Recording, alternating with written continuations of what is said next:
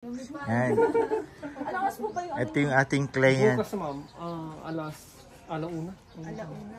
Client natin from Korea. Ano nga sabi sa Korea?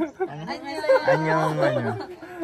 Oh, sir, anong masasabi nyo? Ito lang ha, mabilisan lang to. Hindi naman to wala namang script. Anong masasabi nyo sa ating nakita yung ating pinaka-site, yung pinaka-location ng site ng Monchelo Crest? Worth it mag-invest dito? Worth it, diba? Worth it. Talagang hindi tinipid sa mga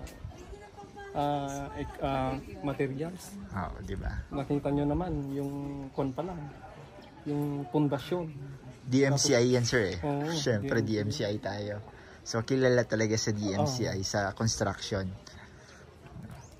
Na quality, hindi tinipid. Hindi tinipid. Dahil wala pong third party, tayo mismo yung sa construction. Yun ang kagandahan. So hindi mako-compromise yung quality.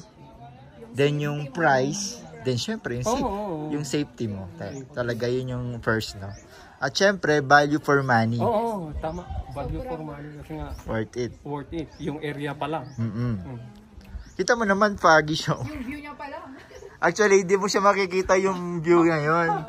Kasi nga, fog siya. Pero, bonus na yan. pero kung nakita mo kanina, di ba? Papasok natin. Pagpasok natin, kita nyo naman yung Ngayon lang, medyo foggy siya. Ngayon nandito na. Hindi lang medyo foggy talaga.